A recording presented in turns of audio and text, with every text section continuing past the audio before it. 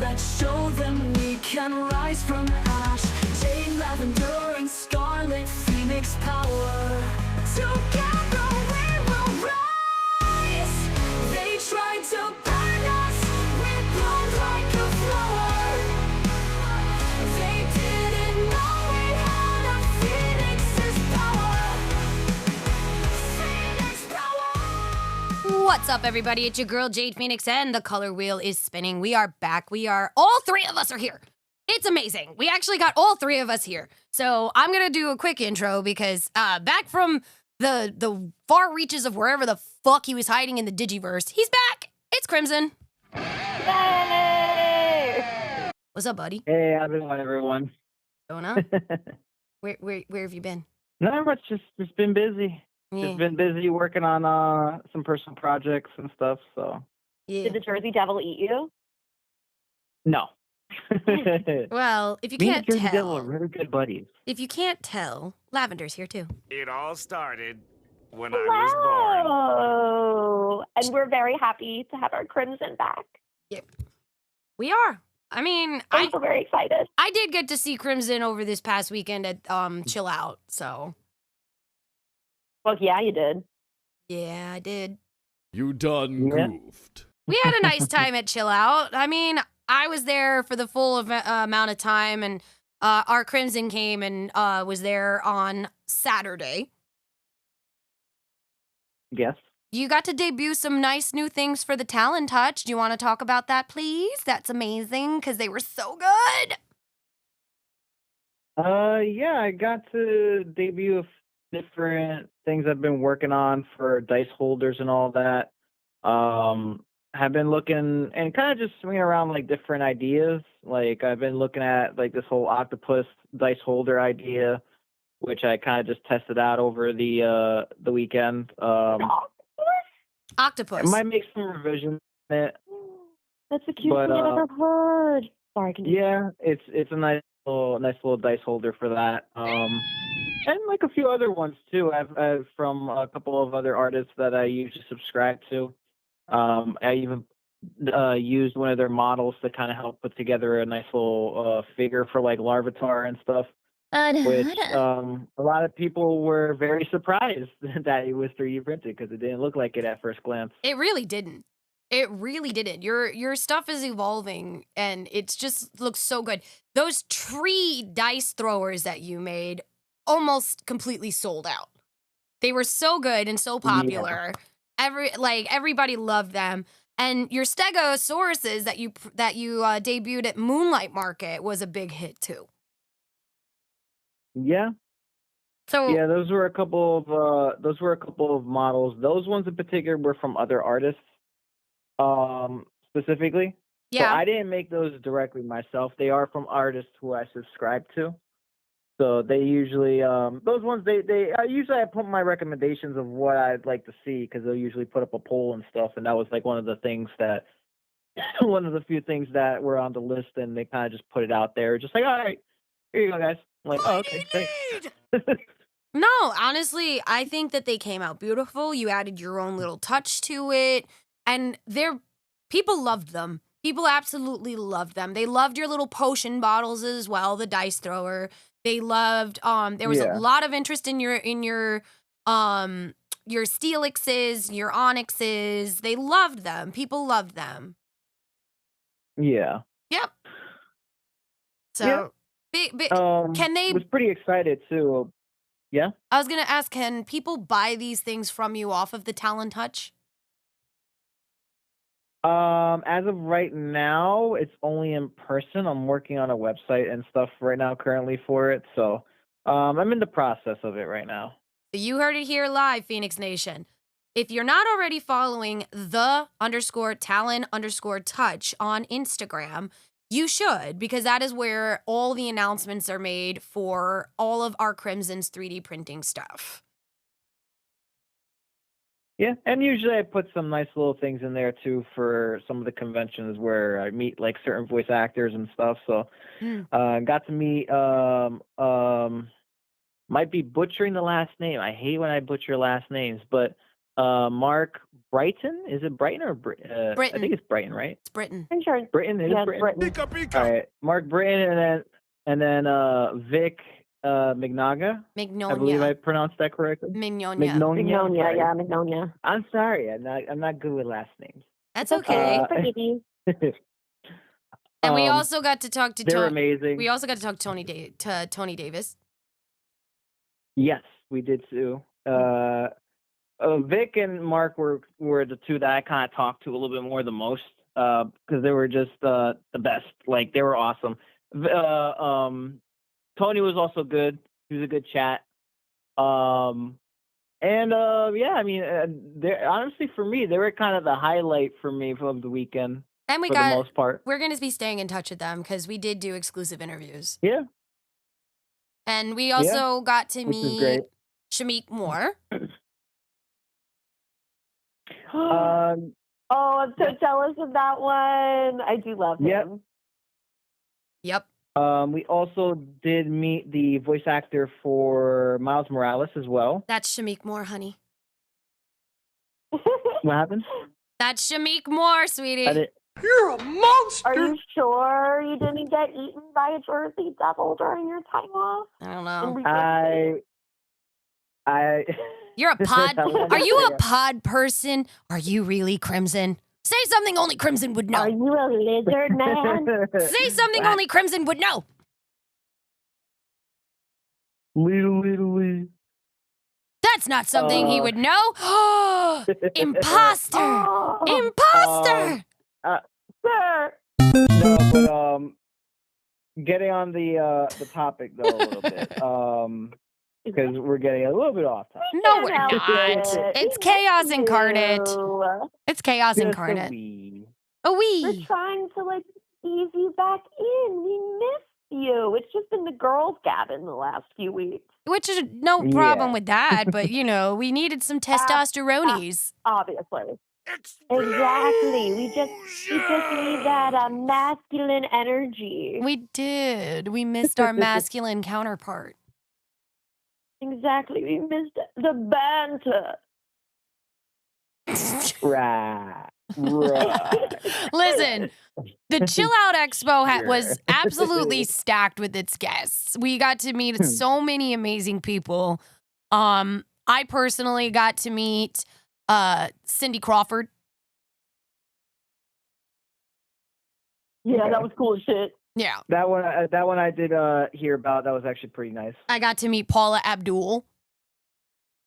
Yeah, you sent me that photo right away. It I was did. amazing. I did. I got to meet, in passing, I got to meet, once again, I got to meet Dolph Lundgren. Met him before once at a convention that we will not name. And he was really cool back then. Got to meet most of the main cast of The Fresh Prince of Bel-Air. Got to meet Boy George in passing. Couldn't afford to get the picture and autograph, though, because a girl's poor. Valid. Very, very valid. But I'm sure Boy George is that kind of person who, in passing, will go out of his way to at least say hello. Yep. We also met a couple other people. We got to meet Big Joe Gambino. He was there. Ooh. Yep. There was a bunch of guys from Godfather, The Goodfellas, Sopranos.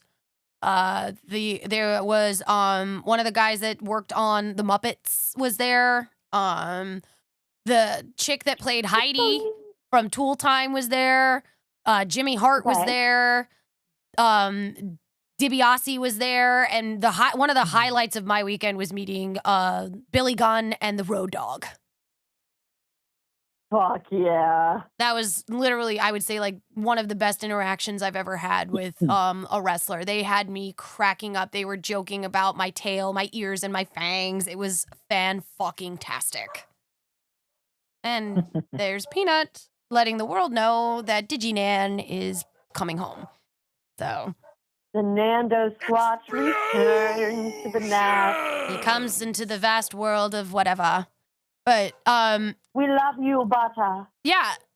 So our Crimson got to meet all these people too in passing, and helped me get these interviews and made connections with some of the other vendors that were there, made some friends that are going to also be appearing at Dark Force, if I am not mistaken. Yes. I for the life of me, I Gabby. believe you. No, I know Gabby, but I was trying to remember the name of her booth. But Oh, her yeah, she's gonna Cat's be over. Creations. Yes. She said she was gonna be there, so I'm also gonna be over at Dark Force Fest. I'm gonna be pretty much working security there. Oh, For some of the spots. I misspoke. It's Cat's Um, Candles. Sorry. Yes. We still love you though. But yeah, so I'll be meeting them there. So that's gonna be fun. Yep. I will not, unfortunately, the rest of the Phoenix Gate will not be able to go to Dark Force Fest because they always schedule it on the same weekend as fucking Night of 1,000 Stevies. So that's where me and Lavender Yeah. will be. Yes, That we will, because Saturday. at this point, we're like staples. Yeah. at, No, Night we're of the 1,000 we're the Stevies. permanent vendors. We are the permanent vendors. There's nobody else. So it's one of those things we can never miss a Night of 1,000 Stevies. Nope. I love going. So excited to be back and helping you and our wonderful friend Lux. Yes. So I'm already real hype, planning my outfit, gonna look cute. And the theme don't this miss year out, is though. Moonlight, so. Ooh, yes! Uh-huh. So, dress like a Yeah. moon witch. Fuck yes. I think Yeah. I've already got ideas bopping around in my noggin. Woo!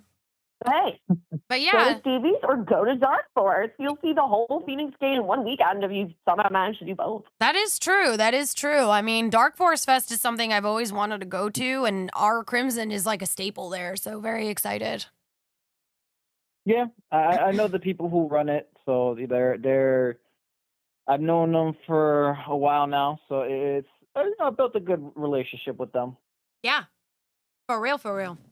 But other than that, do we have any other announcements before we start talking about the nitty-gritty of what we are talking about today? Ooh, one announcement to shout out our listeners who listened to last week.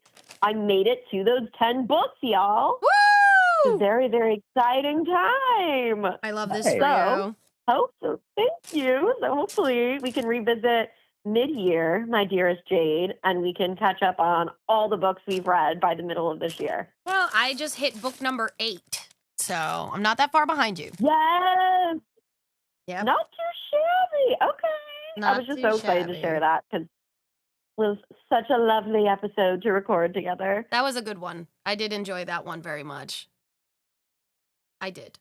But so I think the only other true announcements are, if you have been following us on our social medias, and at this point we've been telling you why not, I have managed to start posting up a couple more of our interviews that we have been doing since February. I'm playing catch up so that you guys don't get completely overwhelmed with all the things that we've done, because I can see as I'm going through all of the stuff that we do, it is very overwhelming at all the insanity that the Phoenix Gate gets into. Exactly. So I've been posting up more interviews. The last interview that is just gone live on our YouTube, our TikTok, our Instagram is I reposted the Unbreakable Chris Kyler, because he's amazing and he deserves all his flowers. And then I also posted up our interview that we did at Toy Stop NYC back in February with Core Kid Javi and Oro Anon. So those are now live on all of our social media platforms. So check it out. It's actually pretty amazing. And I think the other big milestone I want to announce is the Phoenix Gate Instagram has officially hit 1,000 followers. Yes, it has. It's so amazing to have 1,000 of you hanging out in the nest with us. It's amazing. That's a big milestone for us. Because we've been working and doing all this organically. I'm sorry, what were you saying, Crimson? Yep. It's all thanks to them too. It's all thanks to the listeners. Yes, it is. It is, it is, it is. And if you guys are following us and you're listening to us, don't forget to give us a like and a follow on our Spotify as well. So that way you know when all the fresh episodes are dropping. I mean, like, we've had so much stuff going on in the past couple of weeks between the store opening, going to all these conventions, getting all of these interviews, doing all the things that we're doing. It's been amazing, and it's only going to get better from here because the Phoenix Gate is going to be appearing at multiple things over the next what, say 6 months longer. Yeah, right. I was gonna say, even just over the last next few months, even. Yeah, I mean, this month alone we're going to be with Kelowna Embassy over at the Botanical Gardens on the 18th. We're going to be at the New Jersey Ren Fair on the 23rd. So like, we're around, people. Then we have Night of a Thousand Stevies on May 2nd, as well as Dark Force Fest for our Crimson in May. And I think we have a couple other appearances, but I'll talk about those later on in the month. Yeah. So, but Crimson, you came up with our topic for today. So what are we talking about? So we're going to be covering the topic of AI in games. Ooh. It's been a pretty raging topic for a couple months now. A lot of big, well-known companies have been making their stance firm on the matter and kind of just saying, "Hey, we're not rolling with that at all." Especially with the whole situation that had I mean, companies have been speaking out about it even before this, I believe. Mm-hmm. And there was I guess we might as well start with the topic with NVIDIA. Okay.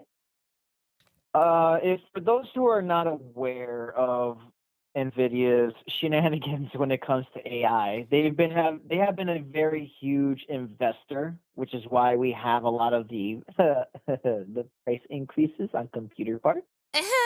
Mainly specific RAM for those of you who are out there that build computers or either plan to just upgrade their laptop or desktop in general. Nah, I'm good. Obviously, we're not really too happy. That's rough, buddy. I mean, it's a lot. Yeah, it's a lot for just RAM. Like, we're talking about like 32 gigs of RAM even. We're talking about well over a couple $100, damn near $1,000. Some like crazy prices people have been putting out there because of that RAM shortage. And we're talking about DDR5, which is for those who aren't really aware of what that is the new I guess set of speeds when it comes to, or I would guess you could categorize as like speed category of RAM. So it's the newest and fastest like RAM type. Gotta go fast because you'll get a lot more processing speeds with it. But I digress. That'll be digging too much into computers. But we're covering mostly gaming and AI for today. So that could be another subject for another day. Experience. Okay. But when it comes to AI, and NVIDIA has been, like I said, investing a lot of their money into it. A lot of besides just RAM prices, they've been pretty much gouging out the prices for that. And the upgrade, or I should say features, more or less, for their graphics cards. Okay. That's what they're more known for. Okay. Use a function that's called DLSS, which essentially is it's like essentially one of those sort of features that graphics cards have that pretty much just how can I best describe it?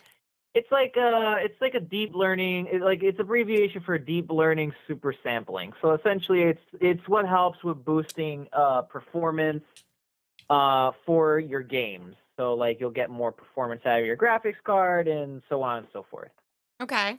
Well, Um, before you go yeah, on, one of the points that I would like to make about AI is that AI yeah. is already being used to generate the NPC dialogues. It's making them more like less repetitive, more quote unquote alive. They're using it to create environments and their textures faster, which you were just talking about with the rendering. And it's helping to write story branches dynamically. And they're basically saying that AI and procedural generation can make potentially infinite worlds in gaming. But here's my thing. Huh. Are these making games better, or are they just making it bigger and emptier for us? Is the game playing us, or are we playing the game? I feel like I it's got to be somewhere in the middle, right? Like, yes, it can continually expand. But at the same time, if it's just being used to continually expand and not being read like, and even then, AI cannot come up with the same level of creativity as a human-based, human-written story, right?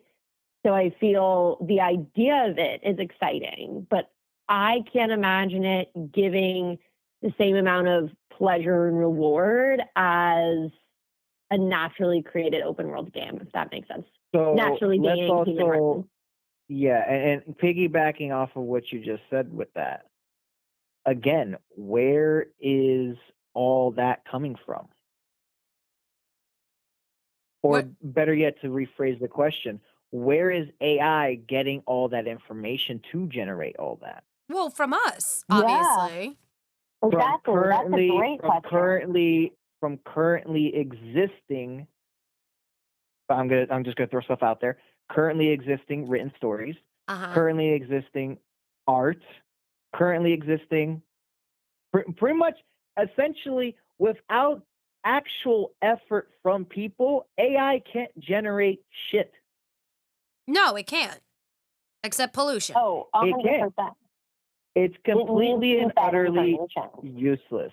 Right Yes, now. As it's someone that completely useless. works in coding AI for marketing, for example, Yes. you need to train these things to the utmost if you're going to even have it do rudimentary tasking. Mm. I spent an entire quarter for those of us in our Phoenix Nation who work kind of on that economic quarterly basis for their jobs. I spent an entire quarter just training an AI on how to read a CRM in order to just make adjustments. Wow. And this is So I can't this is- imagine with world building for a game. Oh yeah. Now, don't get me wrong. To say that they can't build a world or anything. Oh no, they can. Yeah. But again, it's what you're gonna see. Which again, this is something that a lot of people, even without AI, people have complained about when it comes to certain level design. So Mm-hmm. for those who aren't really informed about level designing, when it comes to creating a world, you need to give it something that's going to make things stand out. If your character has been running for a solid 10 minutes and everything around you just looks exactly the same since 10 minutes ago, Yeah. then your world is not something that is probably flourishing with life in any way. Right. It just looks like a very generic, plain, like not even like beta, like even prior alpha build, if that's the case. Okay. If it's looking like that. Well, Some people, even before AI was being implemented for some of these companies, not all of them, but some of them, that was one of the things that a lot of people would complain about. And if that's the case, if AI is just going off of what these games already are, they're just going to be copying and pasting the same thing. What? no, you're absolutely correct. So like here's a fun fact. Games like No Man's Sky use procedural generation pretty heavily, and studios have been experimenting with AI NPCs that can remember your choices as a player. Then the other big thing that we need to understand here is this also helps cut down development time dramatically. which one of the Oh, big yes. complaints that we have about as gamers, and I'm sure since all three of us are, one of the biggest complaints we have is that like we'll play a game and they'll announce a sequel to that game and we won't see that sequel for 5, 6, 7 years or, or ever sometimes because the game doesn't go or the development or whatever happens in the world that just whatever. Rest in peace, Grand Theft Auto. Yep. I wasn't going to go there, but there you go. But like, Not my fault. yeah, but like Hmm. AI, now AI, there was a whole shutdown in Hollywood because of the use of AI, where where SAG-AFTRA was actively protesting the introduction of AI into their productions. Video games are another one because voice acting and motion capture is a big, big thing for video games and has been for forever. So with the introduction of AI, you are eliminating the need for a lot of that. And that was one of the big things that, SAG-AFTRA and the other, companies were kind of like arguing is not good. So it's like a double-edged sword here. AI will give us sometimes the worlds that we've always dreamed of as gamers, but what is it costing us in the meantime? Because But I'm also going to- AI well, also I'm- is just disgusting when it comes to the environment. Yeah, I'm it's basically to- imagine it drinking like literally gallons of ocean with a benu straw. That's what I imagine. Yeah. I'm going If you all need a to picture. cut in. I'm going to cut in real quick on that No Man's Sky thing, and I'm just going to throw it out there because it needs to be out there.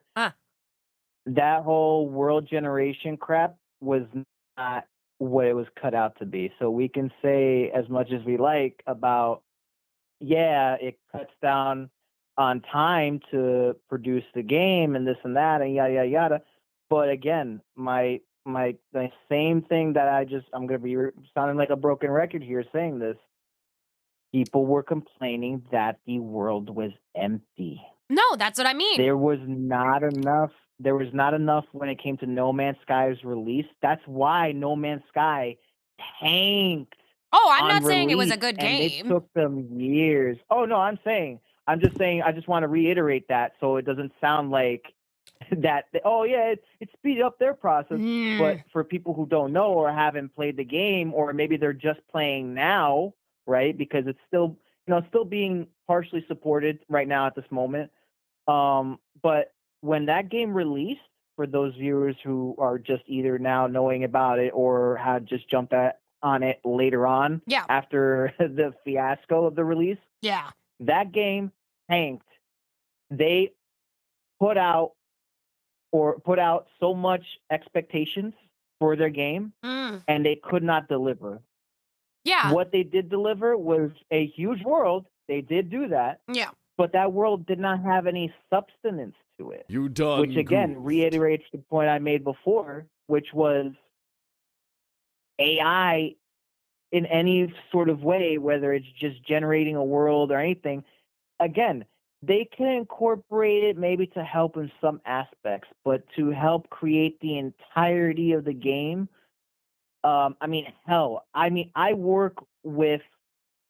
I work in game development a lot. You do. And a lot of the stuff even when it comes to creating code, AI does not know that, hey, this code, if you put this into the game and it's going to now intersect with this other code that I have, and it's not going to work together.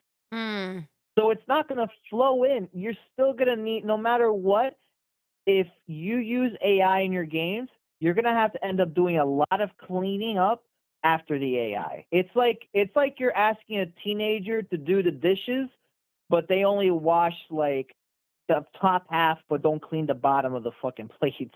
Like everything, half of the plates are still dirty. Okay, so Oh, now 100%. here's a question I have for the both of you. Yeah. Now, a lot of the games that we play are RPG or turn-based or anything, like depending on what your poison is. Now, what would happen if you can imagine some of these games? Like imagine your NPC What if they develop personalities over time or react differently depending on your playstyle, or even remember you stealing from them 10 hours ago because they have AI modeled coding in the game? Like, what if they So even start what's judging interesting, you?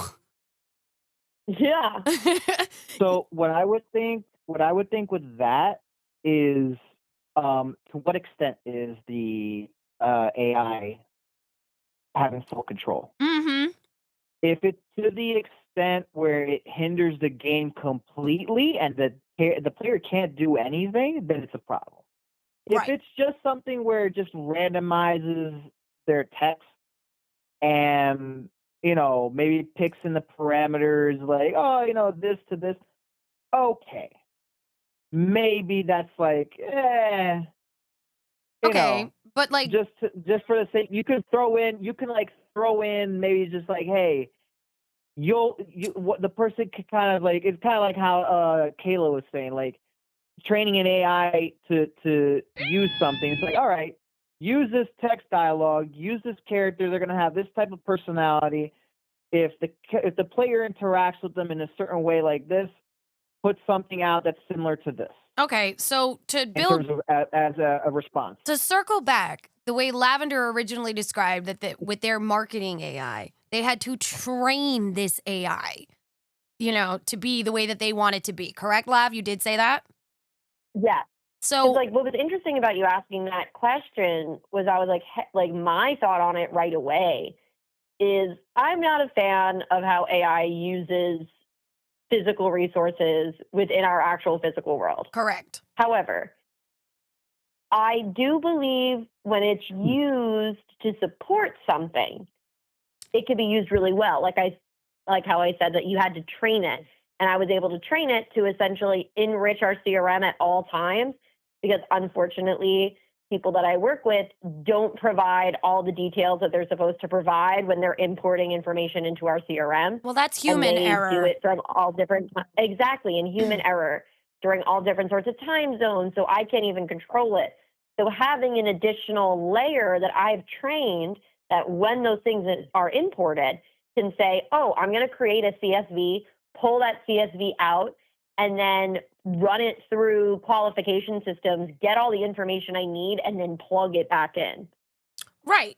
So, like, That's a great asset. So if you have something in a game, let's say, like I think the NPC example was really good. right. You still need, I feel, the human personality to train it. And if you're able to train it effectively, you could have a really interesting set of gameplay. Because Well, I would actually love if an NPC could remember that I passed through a village in Baldur's Gate, right. let's say. Well, yeah, they are And it saying enhances the D&D type of experience right. They of are the game and the they roleplay they are aspect. saying now that they are trying out to do AI-driven NPCs that are being tested with large language models, which are similar to chatbots, and that some Yeah. prototypes are even allowing real-time conversations with your character. Obviously, this is something that's in development. Like, for fuck's sake, we're old school gamers. We remember when the gaming console first came around, and everybody was like, "Oh my god, I don't need to go to the arcade anymore. I can play games at home." And then Yeah. they introduced the two-player aspect, and all of a sudden you could play with your friends. What's to say that this technology wouldn't evolve its way to become more human-like? I'm not saying that I want that because it scares the living hell out of me. We've had movies that tell us about that kind of shit. Looking at you, Terminator. But it would be, as a gamer, it would be kind of cool to have that in one of my games. Simply because how many times have we screamed at our NPC, quote unquote, helpers in a game because they're doing the one thing we didn't need them to do, and then we die. Like, No, for real. I can that's I what can use I can say a very good example for that, which would be Kingdom Hearts. yes, I was thinking Where Kingdom Hearts. Fucking Donald! never heals when he should. I'm Oh sorry, my Lavender. God, We know that everybody- Donald is near and dear to your heart, but in Kingdom Hearts, fuck you. No, he's literally Yeah. so annoying in Kingdom Hearts. He like never functions the way he's supposed to. What did he say? I'm like, dude, you're the healer of the group. Like I've seen videos of people yelling at Donald. Yeah. Just like, Donald, heal me. Yeah. Donald, heal me. Yeah. Donald, heal me. Like, hello? You know, I mean, I'll put out another example. In Monster Hunter, my Palico. My Palico does more things for me than Donald did in Kingdom Hearts. Oh yeah. Yeah. At least the Palico throw you like a heal. Yeah, exactly. Like, my Palico will do its best. Hell, shit. My Palico would go and kick that fucking monster's ass for me sometimes when I'm, like, down and out and I gotta resharpen my blades. Like, Oh yeah, it's funny too, especially if you're watching it from a distance. You're just seeing the giant monster fighting the cat. It's just like this small little speck of a creature is just like. And it's making its little meow just- noises. Meow. Oh yeah. Oh yeah. But yeah, that's what I'm Hilarious. saying. Like, it would be not like if it is used, I think, more for the game experience, I think it would be great. But And being used hand in hand with actual developers. So, yes, thank I you. feel from my experience, a great way to do that ethically would be making sure that the voices for those characters aren't AI generated. Have an actual voice actor do it. Yes. And then build off of having, like, have that voice actor literally record, like, every word. They've done it in the past. Right. And then just use the AI to have it speak when it needs to. And then essentially have a writer be the one to train the AI to talk. And not only that, we're also forgetting when it comes to voice actors, because people, and for the people out there that I'm pretty sure there'll be a good few that are just like, oh, just replace them entirely with AI. No. AI does not have emotions. No, Let's it just- does let's just- not. Let's put You this out there, what? and for those people who's like, oh, you could train them to do that. I'm like, No. no, you can't, because AI won't know how to react to something. Because it doesn't have the experience. Emotional damage.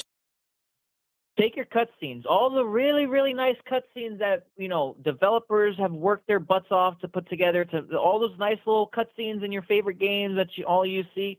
Yeah, if AI were to take over and just do all the work for that, good fucking luck enjoying that. Yeah. Because you won't really feel the same impact as if you actually have actual voice actors for those scenes. That's actually true. So, I mean, yeah. Exactly. That's And they should have also a written very big part. agreements when they code them for the game that their voice, because you can do this, and I know this because this is how we train AI at my job, is it's more expensive, but you need to specifically buy a software that will not steal the intellectual property of what's being used to generate it. So when these game developers are doing it, especially for voice actors, there should be a signed agreement that says, hey, like, we're creating completely proprietary AI. yeah. This does not leave this game production. You will be paid every time it's used. Right. And that's the only way I can even foresee doing it ethically, where the artists aren't completely cut out. Well, and see, obviously, I could be wrong. No. I don't develop video games. You're right. But from my experience, that's what I feel would be the right thing. Here's the thing. AI can now generate voice acting. It can create character art. It can write quests or entire storylines. So the question, does this kill creativity? Or does it just give us the opportunity to do more of it? But are we headed towards that infinite content, but absolutely no soul? Yeah. And one thing I actually do want to throw out there, hold on, actually. Just want to double back on the DLSS from NVIDIA, because I didn't really get a chance to throw this in there because we kind of just spiraled into the whole part of the subject here. The reason why I mentioned the DLSS in the first place. It's not just because they're using AI for it, but the fact that they're also using their DLSS. They're on their 5th one right now for NVIDIA.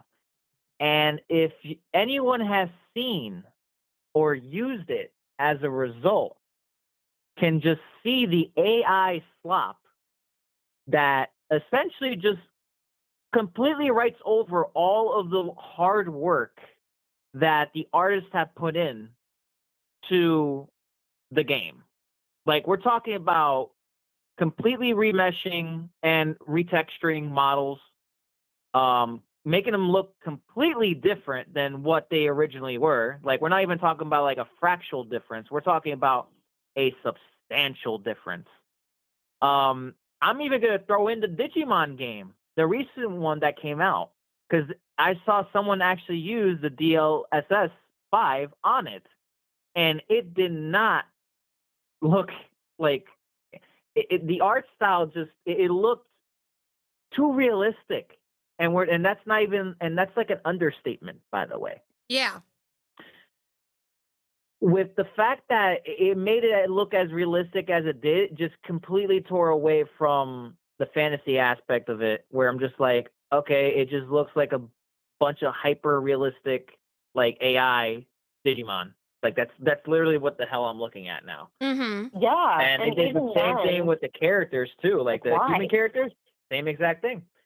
That it's the whole NVIDIA's thing with pushing AI. NVIDIA, which is, mind you, NVIDIA is should have been, and when it started, was through and through a gaming company in the sense of producing graphics cards for gamers. Yeah. That's their main thing. But now they're doing this whole shift where even their graphics card releases are even being affected, and it's being sent. All that money for production is being sent to AI.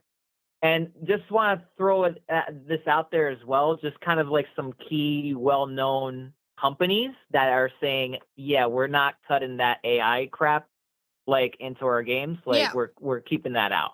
Right. We're not cutting that shit. Well, voice actors, So, artists, and writers are Nintendo already is a pushing big back on this subject. Oh, yeah. But we're talking about like well-known companies here besides just artists. Uh-huh. Like, we're talking about big companies. We're talking about Nintendo. Nintendo already reported in 2025, that it was swearing off generative AI to ensure artistic integrity, which very big kudos. Even, despite Nintendo's kind of, bullshit here and there with some other legality crap. But again, that's a big move. That's great, especially for their artists. Like, people work hard on these things. They do. It's just a shame to throw that all away. Rockstar Games, also another one. They want zero part, literally, quote, zero part in AI. Yeah. Actually, that's by Rockstar Games. You'll really surprise me if you say Blizzard Games. No. But I doubt Blizzard would throw any more. As far as I have written, I don't believe so. No. The company for Baldur's Gate 3, they've also, their CEO expressed skepticism in terms of using generative AI for art. So that's also a big one. Yeah, as they should. They have one of the most beautifully designed games ever. Well, yeah. Oh, yeah. Baldur's Gate was a big one. And mind you, Baldur's Gate, if we want to talk about if we want to talk about like butterfly effect style games where like your choices drastically change how the game plays, that is a huge one. 1,000,000%. Yeah.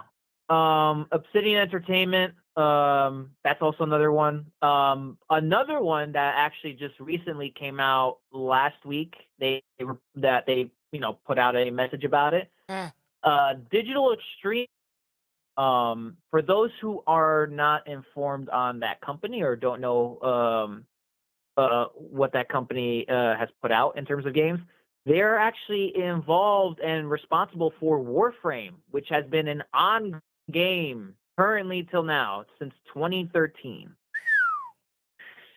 If any game right now can talk about, just making things easy and this and that, they should have been the first to be like, oh, this is gonna make our lives so much easier. Right. But here's the thing. And if they're even saying no, then that already says something. Well, here's the thing. There's a definite dark side, and we all see it. Like, AI could technically create addictive, perfectly tailored gameplay loops that are only tailored to you, that you would keep you playing longer, have you spending all those microtransactions that, we all loathe, but then know that we need in a lot of ways because it's just Yeah. become the norm. Like, if a game knows exactly how to hook you, is this still entertainment or does it become psychological warfare? Like, are you becoming... No, I think Now, that's where it becomes aggressive. Are you becoming, Now, to like, that could you extent, become you physically wanna- addicted to an actual game? And that has been a problem and something that we've been warned about our entire lives as gamers. Say I'm wrong. So let me just say this: you are, Fuck you. because I've written a paper on addiction. So yeah, and being a developer and one who plays games, several different genres, by the way, not just one of those little Call of Duty guys that just that's all they play. He's lying. I play multiple game types. Totally Yes, doesn't. I play multiple game types. The only I games you don't, play right, are of the okay. You see- mind. The only games you play are mind games, Crimson.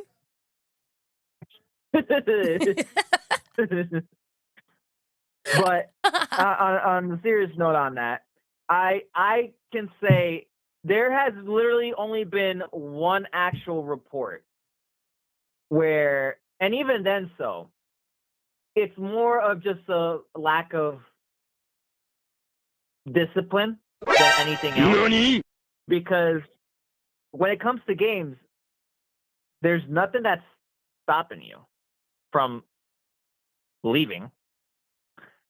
It's not a drug of any kind that literally hooks you. It's not like nicotine, Says who? right? The serotonin and dopamine hits that I get from certain games will leave me playing for hours. You think I play Disney Dreamlight Valley for as long as I do because I like the gameplay? Okay, but let me ask you something. Yeah. If we're talking about a addiction means you can't stop. Eventually, you put that game down. Yes. Eventually, you put that game down. But that game is my emotional And support literally game. in this one report, when it came to this individual, okay, they did not bother leaving that game ever. Okay, but They again, did not I'm bother not sitting leaving here... it, and Crimson, you're misunderstanding me when I said, I'm not saying that it's already happened. I'm saying if this technology develops to the point that it could in the future, this is a very real possibility considering how one of the big things that we as millennials do not experience, but Gen Alpha does and Gen Z does, they are screen addicted. So you're not letting me cook. There was a point I was trying to make. Then make it. Exactly. Finish What I was trying to get cooking. to. I don't... So, The that podcast being kitty said, demands that you with- make your point. yes. So my Meow. point making when I say these things, okay, there is a certain extent where you're obviously always going to put down the game, right? For those who have lack of discipline, obviously they won't, and they'll just let go of themselves. Now, what does that have to do in terms of the whole AI situation? Well, the whole AI situation, that's where I kind of debunked that a little bit. And I also have to say, again, where is AI getting the information in order to even do these things? Because again, AI still needs data. Yes. If you have your information hooked up to this company the way that, say, Facebook does, all right? This isn't like Facebook. If you have it connected to Facebook, then it's a problem. Then you already know all your stuff's going there. But even then, there's still some limitations because it's not always. I'm saying this from experience because I pay attention to the ads and stuff that pop up, right? You have ads? Whenever I state pay for me something- to not have ads. Oh yeah. Well, it depends usually. Sometimes it actually helps me. Other times I'm just like, why am I seeing this? I don't need this. But babies! but regardless, in order for AI to even be able to do those things, they need to see what you like, what you don't like. Mm-hmm. They would have to be examining you for a hot minute in order to know exactly what to put in front of you. Okay. Crimson, can I tell you a very dirty, awful, not so secret about Okay. the advertising industry? We I have a know feeling I know what it is, but go ahead. everything. Any I figured. website that you have crossed, we collect that cookie. Even if you say, oh, I do not accept cookies, we can still track where your IP was, where you were, what you were looking at. So while I will say that is a good thought experiment, the problem comes in is it's all about the money. Yep. And whether you know it or not, there is an internet agency selling that data Yep. about what you may have looked at on a spare Tuesday afternoon, and they will sell it to that video game company to train their AI to be able to target you. Oh, I guarantee. It's all about the money, baby. I guarantee that this phone conversation that we are having, since you two are both in your individual nests, will go on, say, our Facebook feeds, right? Because Facebook has ads and all that fucking bullshit now. We're going to see more video game ads, whether it's the bullshit Google games or even other video games that we've mentioned. Hell, we might even see targeted ads about Baldur's Gate 3, since we've mentioned that quite a few times. We'll see what happens, because think about this. The future of games with AI in it, with active AI in it, is going to be able to generate custom quests that are based just for you. And it's going to adjust the difficulty in real time. It's going to change the story based on your emotions, whether it's the behavior of your character or your voice, if you're hooked up to a voice thing and talking to somebody else maybe in real life. And every player is going to get a completely different game. And like, it's never going to be, oh, well, we all played the same game. Everyone's going to get an individual game. Now, the thing is, I want to touch down real quick what you were saying there, Kayla. I do know about all that. That's not something that I'm not aware of. I'm very aware of that. Oh no. Very much so. I'm good. That's why I have things to keep people from reading my shit. I think I created this desktop just for. I could tell you that really works. They don't work. But find a way. But that's the thing. Again, when it comes to certain games, that still doesn't apply. Why? Because what would, let's just say, for instance, I'm going to throw my stuff out there. What would 3D printing in my medieval game have anything to do, or could even be used in the game? Take that, depression! There is no... What? So unless they start putting, which honestly they have been, which... I think, what was it? Street Fighter, I think 6 or 5. I keep forgetting which one they started this on. They started putting stupid ads on their stadiums. 5. Right? That's the only reason. That's the only reason why I would even see them even using something like that for it. Mm. And again, I can understand the generation and all that when it comes to custom made quests and all that. And I get that. But again, it would have to be something that's also, one, related to the game that you're doing or playing, right? So again, there's still, it's not as simple as, oh, they have data on you. Okay, what data is actually even relevant? Okay. So I have a question for the both of you. Definitely valid, for sure. I have a question for the both of you before we start wrapping it up. My love. At what point does a game stop being a game and start being a different reality that you choose to visit? It's completely taken over by AI, and it barely has little to no intervention from people. Agreed. I think of Ready Player One. Yeah. Where, like, just like Crimson said, where, like, it's completely run by a self-sustaining AI that there's AI worlds that people are going into. And, you know, it's crazy because I remember when they were saying, like, that's what the Facebook metaverse thing was going to be like. And it never took off. Thank Yeah. God. But, you know, that's what I pictured. Because, like, for me, I'm always, and this is just for me. I know it's different for everyone. Like, I get, like, really invested when I play, but also, like, as soon as I'm done, like, it's over. The TV is shut off. I'm not thinking about it much beyond, oh, I really enjoyed playing that game and having that escapism for that moment in time. Yeah, for real. But once it's taken over by a Ready Player One aspect where, like, that becomes your life and the real world in which you inhabit and your real human body just is essentially useless. Yeah. That's when I think that's where the barrier breaks. Yeah. I have to agree with you. Personally, I think while I wouldn't, my whole thing is do I want, am I looking for AI to give me, how do I put this into like the right words? Do I want a smarter game or do I just want a better experience playing a game? Like, do I want Valid. do I want that is as a gamer, as someone that loves my games, do I want the smarter game that can actually interact with me in ways and yet still I'm still in somewhat of control and I'm still following a main storyline, or do I just want better crafted games? Personally, for me, I would say I just want the better crafted game. While the other aspect is nice in theory, I do not think that it is the correct way because of all the things that Crimson and Lavender, you both have brought up in this discussion. I don't think that AI can ever trump the human interaction aspect of a game. That is the whole point. That is the whole point of a game. We've done multiple episodes talking about the history of games and all sorts of other things.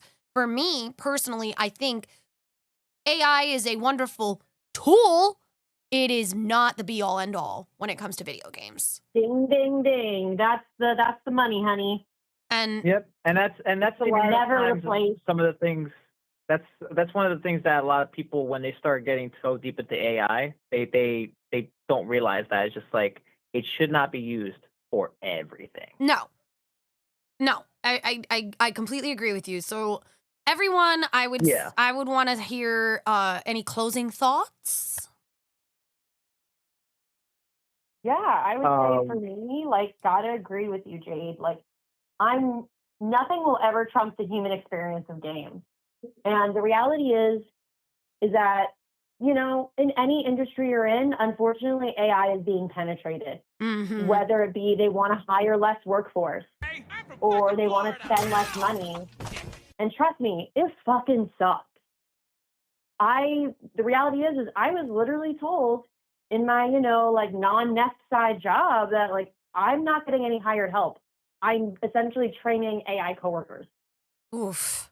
And you almost have to not accept AI and everything, but accept that it needs to be used as a tool, but also put your foot down when you know it's coming at the expense of creative integrity. I agree. Crimson? My closing thought, NVIDIA, I hope you guys go bankrupt on your investments into AI, because you guys have been plummeting the gaming industry, or I should say gaming PC industry, specifically. I hope you guys learn from this mistake.